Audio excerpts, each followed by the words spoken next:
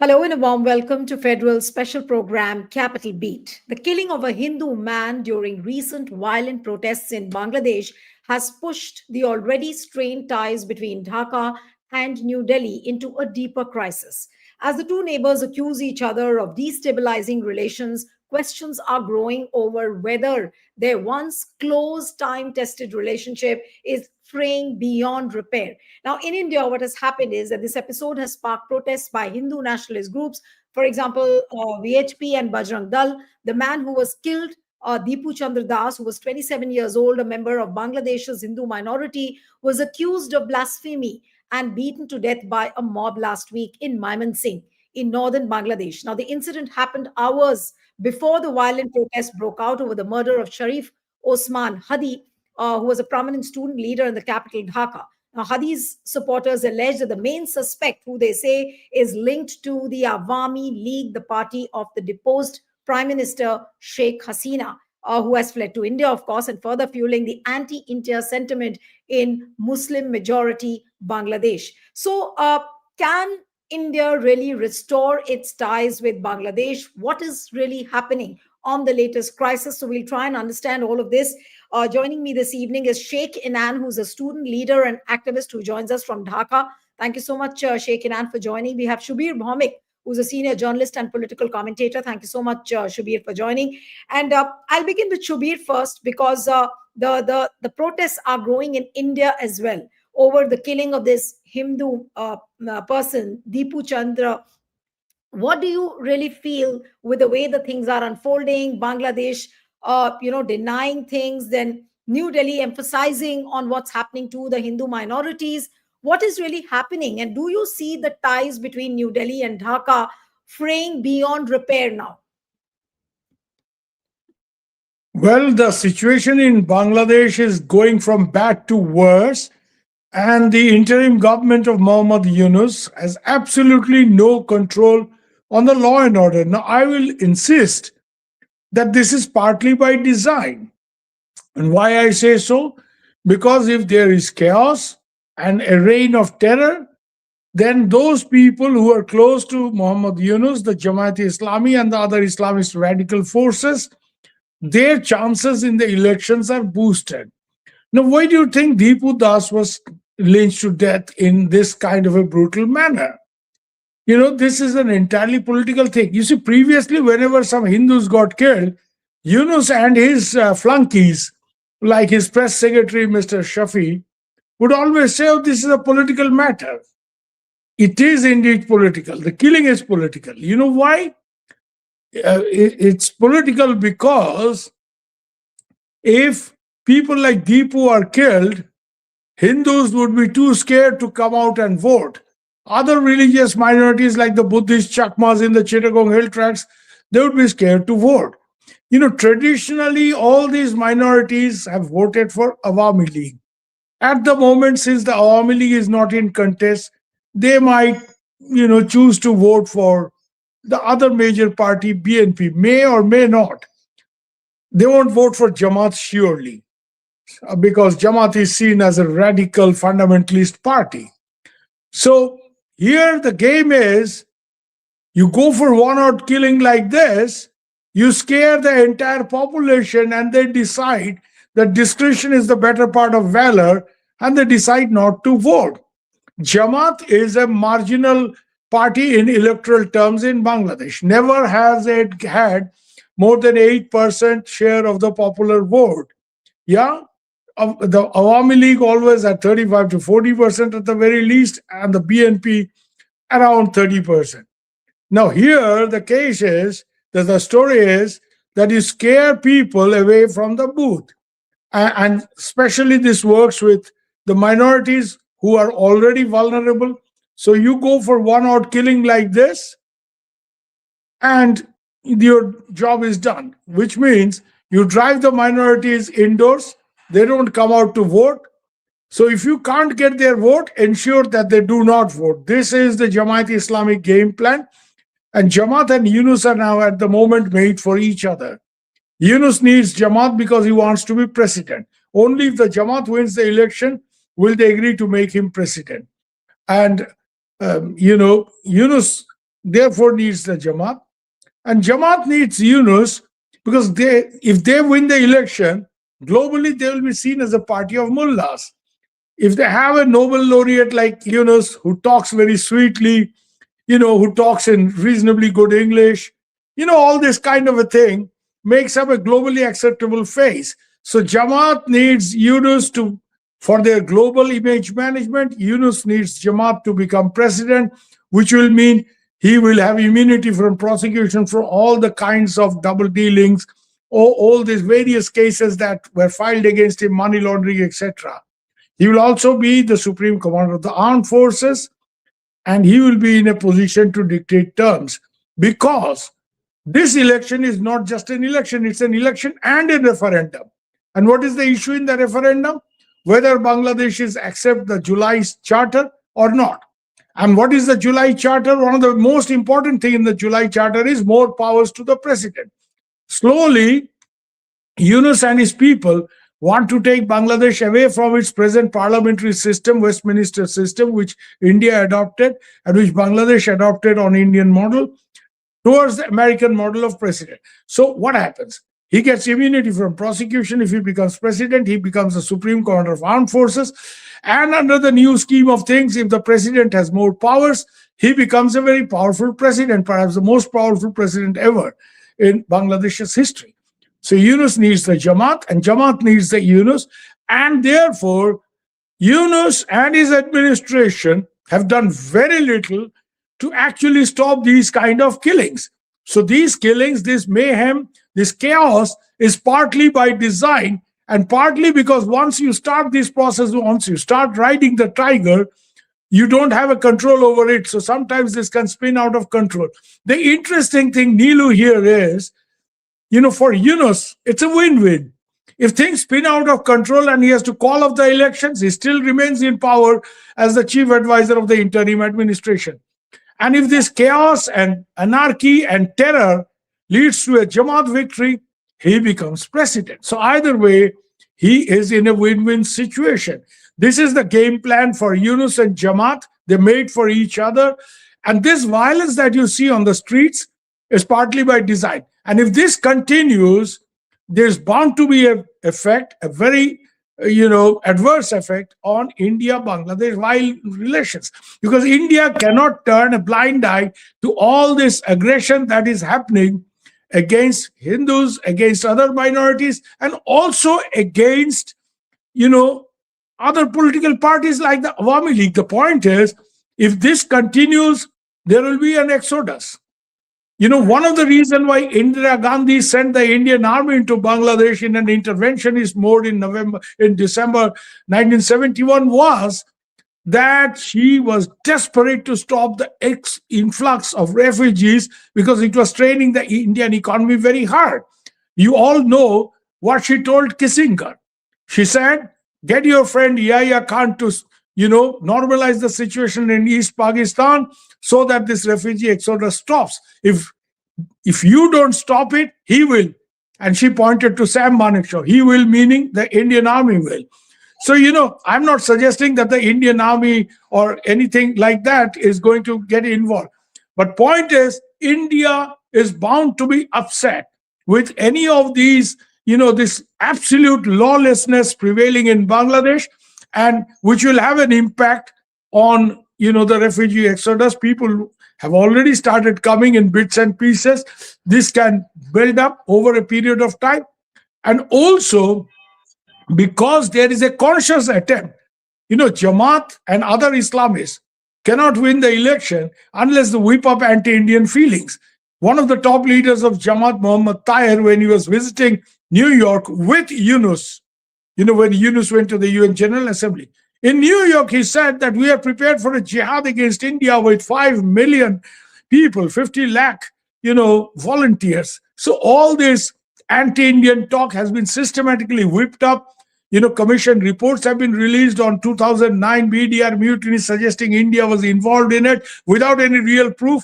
So, there is a conscious attempt by Yunus and his radical Islamist allies to whip up anti-Indian feelings, again with the elections in mind. There's also an attempt to create lawlessness and terror so that people don't vote. Certainly, Awami League is out of the election so far, but others who could vote for BNP or Jatiya Party cannot vote. And certainly, the minorities who won't vote for Jamaat, if they don't vote for Jamaat, they should not be allowed to vote, which is why this terror, this Dipu Das incident. So it's all a very sinister move. It's by Yunus and his Islamist allies, and India can't Yeah. ignore this situation for a very long time. Right. So you see this as a sinister design by the Yunus government. Sheikh, I'm going to come to you and coming back to the same question that it seems like a deeper crisis when it comes to the relationship between New Delhi and Dhaka. Now, what is really happening? There is so much of anti-India sentiment.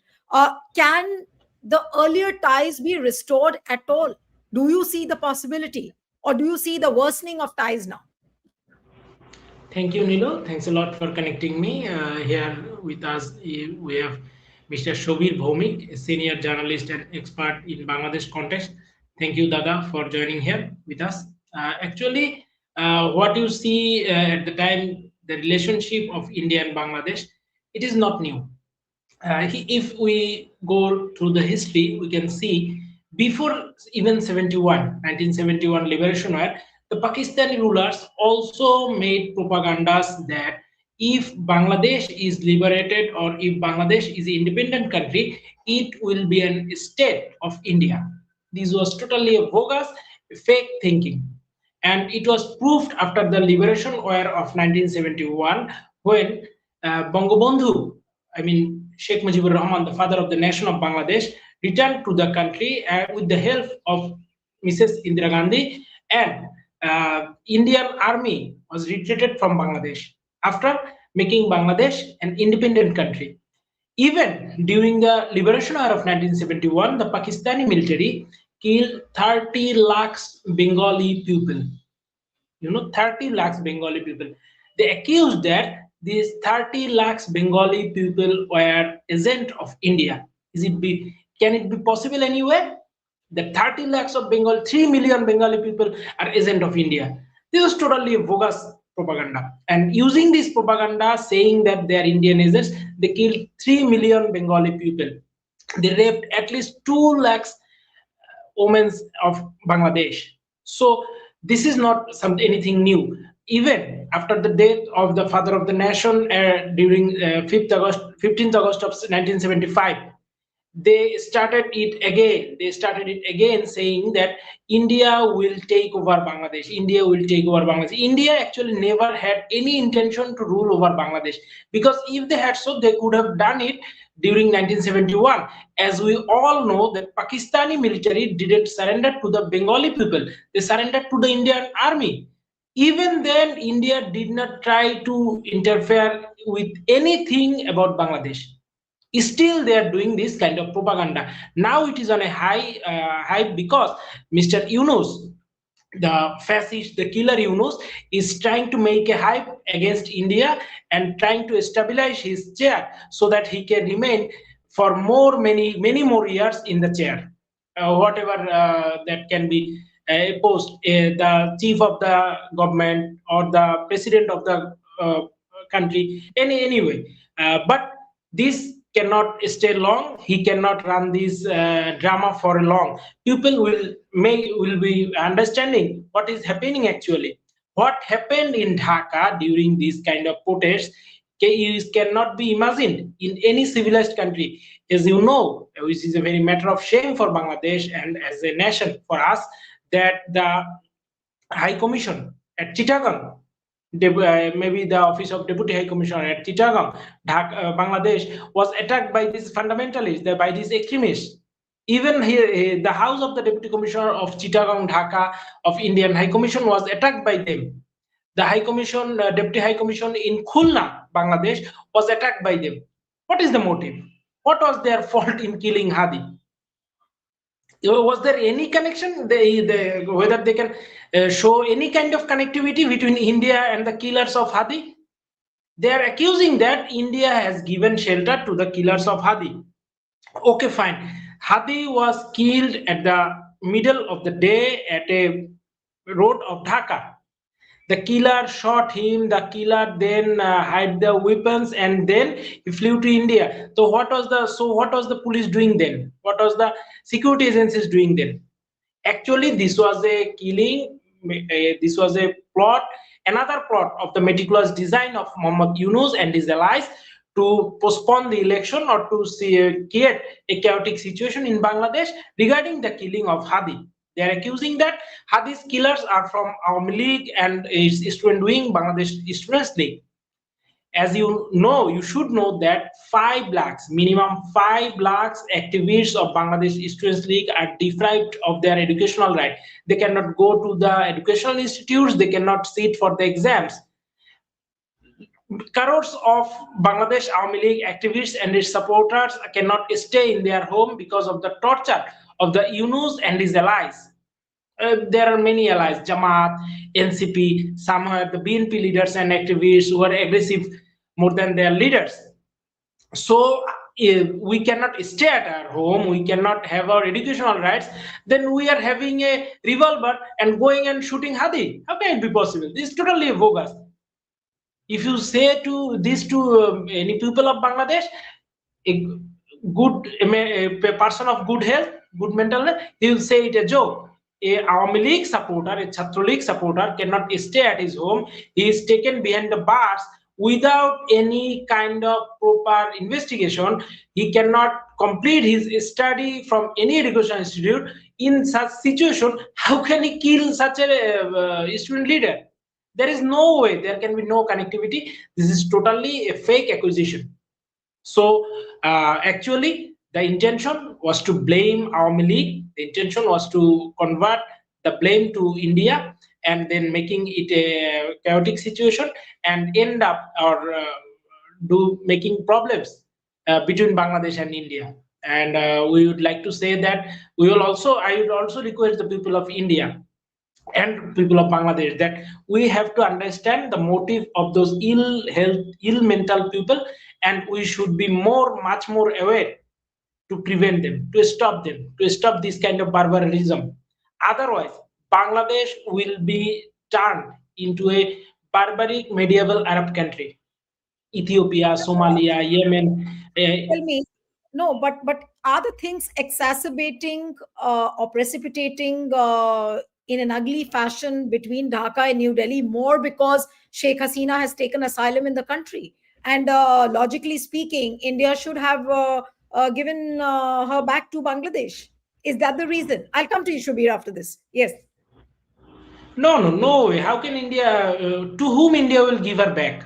To Mr. Yunus and his allies who are killing people in broad day, in their daylight, who are burning people just because of being Hindu, who are destroying the houses of people who just because of being supporters of Awami League. Then what will they do to Sheikh Hasina? This is totally revenge game of 1971 against Awami League, the daughter of the father of the nation Sheikh Hasina, and also against India. The only fault of Awami League and its allies, the only fault of Sheikh Hasina's father, the only fault of India is to them that they freed a country from the Pakistani rulers. They freed a country from the oppression of 24 years. That's it. Nothing else. India did a very good job by giving shelter to Sheikh Hasina, by saving her life, actually, I would say. You know, in many open occasions, the allies of Yunus have said that our main intention was not to topple the government. Our main Whose onus is intention it? was to chop out Sheikh Hasina. Sheikh, whose onus is it? I'll come for the final comments to Shubir, but before that, I want to ask you, whose onus is it now? Who is in the fault? Whether it is Dhaka or India, who is to be blamed currently? It is not Dhaka, it is not India. It is the Yunus and his allies who is to be blamed currently, and for all the things happened in the last 1.5 years. You know Okay. how we can easily understand the situation, that how pathetic and how serious the situation is, that a country like Russia, the ambassador of Russia in Bangladesh, did a press conference maybe 2 or 3 days ago and said and warned Dhaka about the consequences. You know, the ambassador of Japan, the former ambassador, His Excellency, sorry, I forgot the name of His Excellency. He even warned Dhaka last December about the consequences. So I will not blame Dhaka, I will not blame India for this kind of situation. It is only Yunus and his allies who are trying to make chaos between India and Bangladesh. But we, the people of India and Bangladesh, are always peace loving, and we believe that India is our best friend and will remain best friend until Bangladesh and India remains. Come to Shubir now for the final comments. Shubir, what does one say about this? Obviously, the relationship currently, which is seen between Dhaka and New Delhi, is not good. What would you what? How can one see the things in totality now? And whose responsibility? Many times people say that Bangladesh is in need of an economic package. India should go out and help Bangladesh at this point of time. That kind of a help is not coming. How do you think that the ties between the two nations can be restored? Neelu, two things here quickly. Number one, India extending economic assistance to Bangladesh at this point of time, at a time when openly the supporters of Muhammad Yunus, the student leaders, I mean, these are student leaders only in name. Hadi was 42 years old. I don't know how you remain a student leader when you are 42 years old. And most of these other people have been out of university for long. They are all professional politicians belonging to a particular kind of politics, which is fundamentalist in nature. Now, they've been openly saying that they will break away North Seven Sisters. They're openly threatening to, aid and abet separatist elements who are working to break Seven Sisters from India. They are openly saying that Seven Sisters will not be a part of India. We will do this, we will do that. These are people who have been on the advisory council of Mr. Yunus. Okay, I'm not talking of some Tom, Dick, Harry in town. These are people like Hasnat Abdullah, who till the other day, before he came full time into politics of NCP and is leading that party now, he used to be an advisor of Yunus. He's openly said, we will help all the separatists from Northeast India. We already know that Paresh Barua, the leader of the United Liberation Front of Assam, is in Dhaka. He came in through Myanmar. He was staying on the Myanmar-China border. Now he's in Bangladesh. He used to be in Bangladesh when the BNP Jamaat Islamic government was there. When Sheikh Hasina came, he ran away from Bangladesh, while some of the other Mulfa leaders were handed over to India. And Paresh Barua is now back. And Paresh Barua is now back not to sit quietly there and distribute sweets. He is there to start his insurgent separatist activities against India. So how can you even think of giving economic assistance to a dispensation which is openly hostile against India? I'll give you another example. Recently, and I'm not talking of rabble rousers in the street, this is a commission set up by the government of Muhammad Yunus. Right. And this is to investigate the 2009 BDR mutiny. A former, BDR chief, General Fazlur Rahman, is in charge. He's rabidly anti-Indian. He was the one who provoked clashes between BDR and BSF in 2001. And that led to anti-Indian feelings and the defeat of Sheikh Hasina's Awami League in the election. Now, this guy has been brought back by Yunus. He's heading this commission, and he has given in his report, he has observed in his reports that Indian special forces had entered Bangladesh and were responsible for the killing of army officers who were at the helm of Bangladesh Rifles, the border guarding force at that point of time. Preposterous reports. Now, this is an official report of the Yunus government because there is a commission set up by him. So how can you even think of aid and assistance to a regime which is openly hostile to India and for their own sweet political purposes? This hostility is not with any basis. There's nothing that India has done. Well, India has sheltered Sheikh Hasina. Fine. India has sheltered Sheikh Hasina because there was an official request from the Bangladesh army. These jokers in the Bangladesh army could not protect their own prime minister. So General Waqaruzzaman requested India that we want our prime minister to be received by India. Our aircraft is carrying her into Indian airspace. And this was given at a very short notice, and India decided to shelter Sheikh Hasina because she has been such a wonderful ally. But more importantly, the extradition treaty that exists between India and Bangladesh makes it very clear that the host country is not obliged to repatriate anybody if he or she is seen as a victim of vendetta, if the judicial process is less than fair. Now, here is a judicial process where a former prime minister has been tried, apparently for, the International Crimes Tribunal was set up and was authorized only to try those who perpetrated war crimes in 1971 during the Liberation War. This has no jurisdiction to try Sheikh Hasina or anybody else. Other courts have the jurisdiction to try Sheikh Hasina or anybody else in Bangladesh, but not this crimes tribunal. They suddenly passed an executive order. Now, this can't be done by an executive order. You need a parliament in place to change the very, the act which governs the functioning of the crimes tribunal. Then this crimes tribunal hurried through the process. Can you believe, Neelu, that a former prime minister is being tried and not a single defense witness? The request that has been made by the Bangladesh government to India is through a note verbal without Bangladesh government, Yunus government attaching the certified copy of the judgment. Do you know? I mean, we in journalism, we edit our copies, okay? We do that. But here is a case where the court, the ICT is now editing the judgment. What nonsense. Is this just judicial process? They're editing the judgment because they have brought some Western consultants who have pointed to obvious loopholes in the judgment. It has been less than fair. It has been, this tribunal has behaved like a kangaroo court. So India is under no obligation to send back Sheikh Hasina, who has been such a wonderful ally, a friend of India.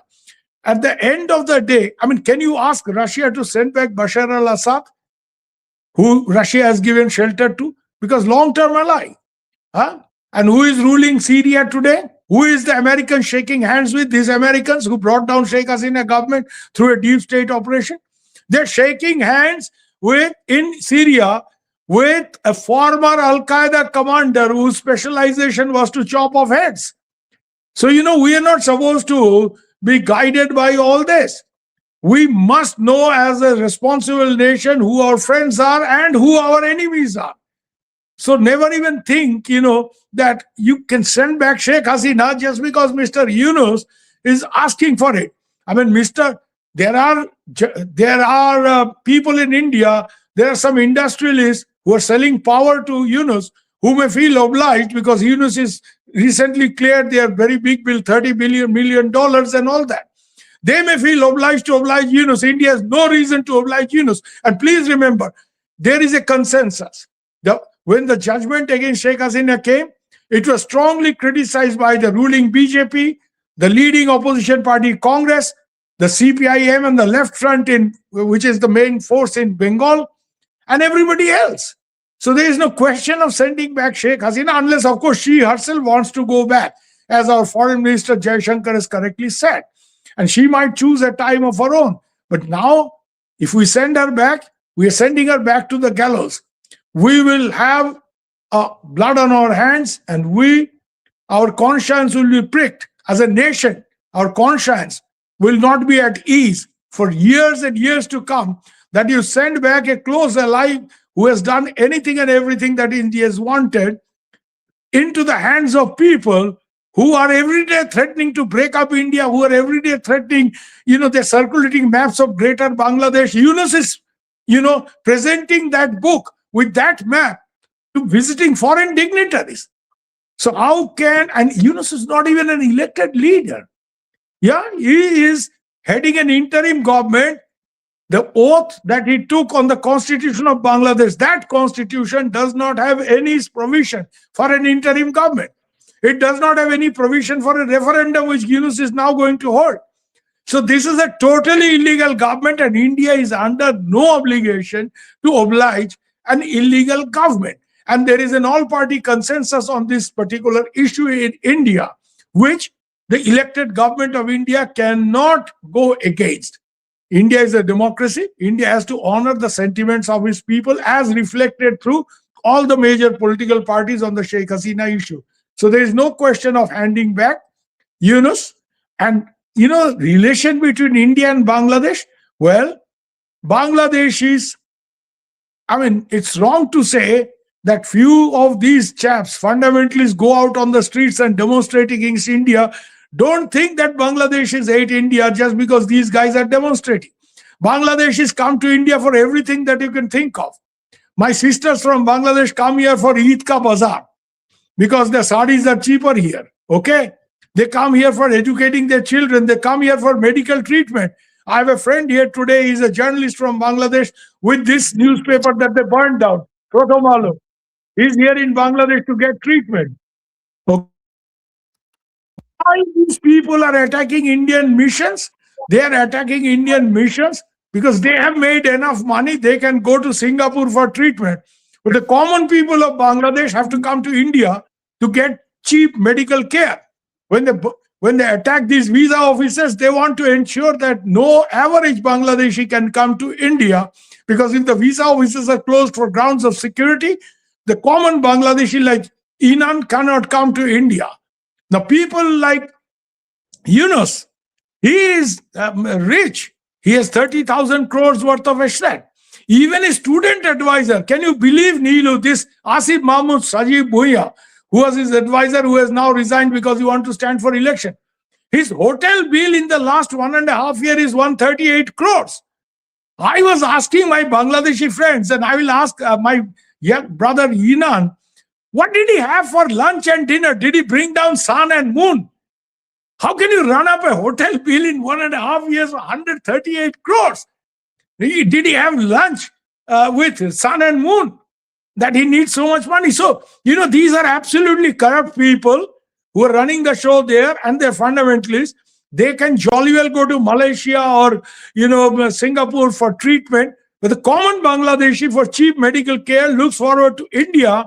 And these are people who will now be suffering because these jokers have gone and done something which has forced India to close down some of its missions and visa offices. So I remember very clearly that during the BNP Jamaat government's tenure, when, Sheikh Hasina had got this train started between Calcutta and Dhaka, and some of these fundamentalists were opposing it, Sheikh Hasina very clearly said that this train is for the demand of common Bangladeshis who want to travel to India cheaply and get cheap medical care. It's not for people like you guys who can afford to go to Singapore or America for treatment. So common Bangladeshis, average Bangladeshis, they look forward to India for every single problem. For Eid shopping, for education, for medical care. It's only these people who have made a lot of illegal money who are in the business of whipping up anti-Indian frenzy so that it serves their political purpose, because that's their only political capital. Absolutely. So all what one can say is that once the two nations who were such friendly neighbors and who are all out to we help are each still other. Friendly neighbors. It's a problem is with the government, not with the people. Yes. All right. So we'll have to see how the things evolve in the coming days, and can those old ties be restored between New Delhi and Bangladesh. Thank you so much, Shabir Bhaumik, Sheikh Inan. Thank you so much for joining. Thank you. Thank you. Thanks. Thank you. Thank you.